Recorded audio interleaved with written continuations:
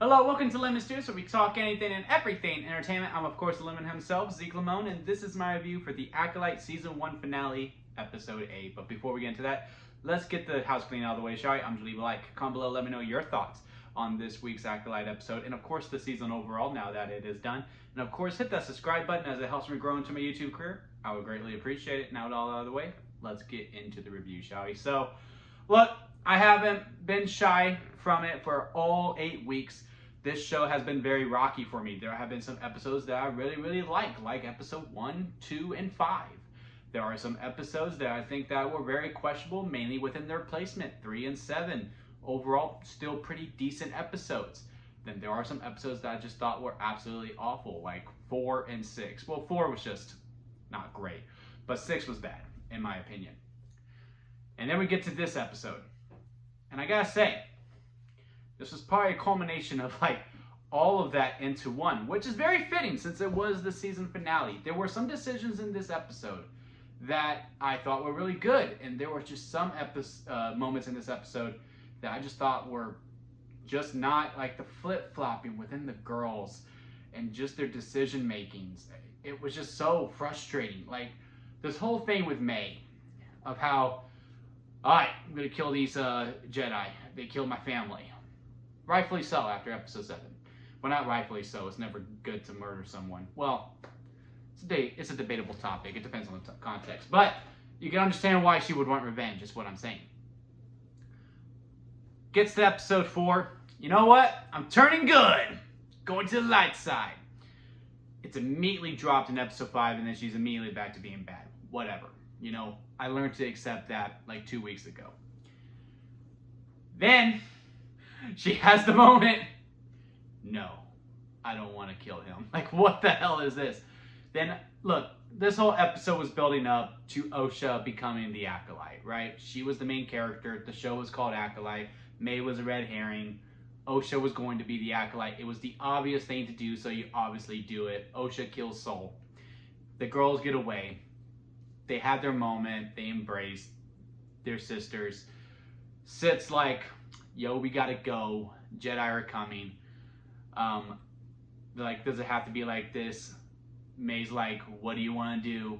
And she's like, you need to stay behind so you could be with the Jedi. And then literally later on, is this sure what you want? I can wipe your memory. Oh, I don't want to lose you forever. I'm just like, why can't y'all both just go and escape? Y'all could it be like home clean. Y'all got it. Like it's done. I don't know if it's like the power of 2 thing, and like if he would have taken them, one of them would have had to die, and there would have been some torture thing. I don't know.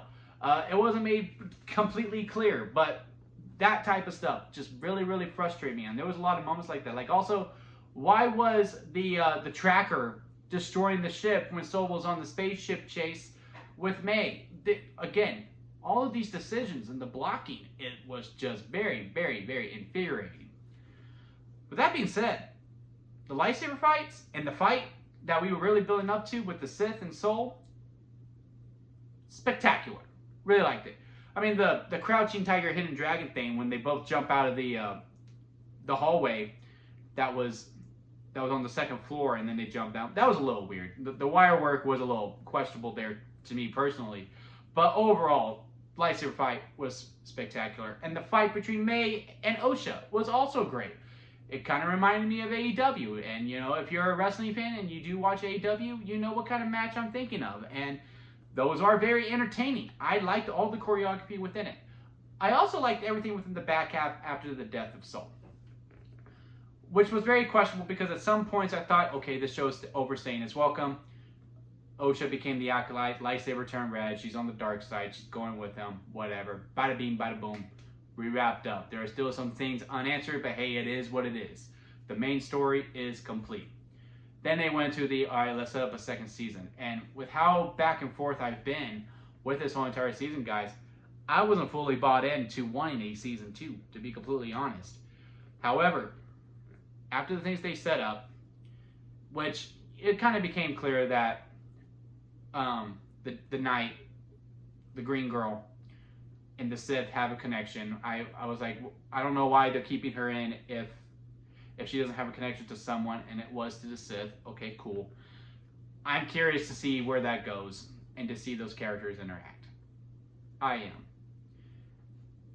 And if that was who I thought it was, that saw May and the Sith leave when they went to go to Seoul in May, which is Darth Plagueis, I'm really curious to see how that is. That was very cool to see. And also, you know, Yoda's always going to get a pop. I don't know. Like, if a season 2 got greenlit, I would watch. Like, I did get intrigued, and again, all the stuff that was playing within it. Also, some of the political battles that her and this one guy had the senator had. I don't know. I really wasn't that attached to it, but, you know, if we were actually given a season to explore that, I'm in. It really seemed like everything in the end that they were setting up for season 2 was the original pitch for this show. And again, if it was to get greenlit, I would be very intrigued. It's just, I don't know why we did this story to begin with. We should have just went to this. Okay, there's a Sith who went dark, okay, and there was a Jedi Master who was that person's master, and now she has to stop him from being evil. He has an acolyte. They're going around attacking people. Okay, there we go. Like, that's all this show needed to be, and that's what it looks like season 2 is. It just seemed like one big long prologue. Also, I do think the whole process of the show was just really overthought of and really expanded. I think the story was stretched too thin.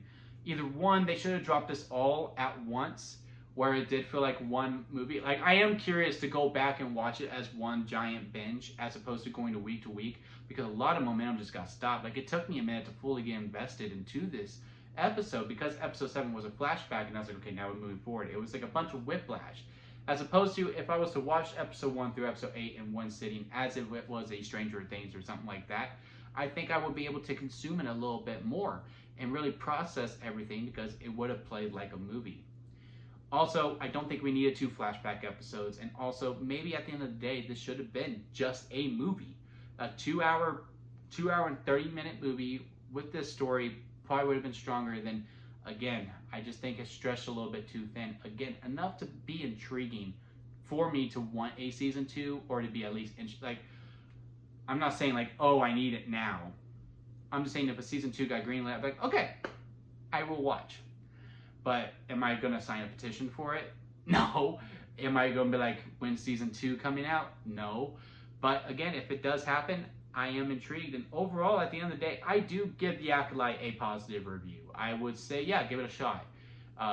It may be for you, it may not be for you. You can look at the Star Wars community. A lot of people really love it.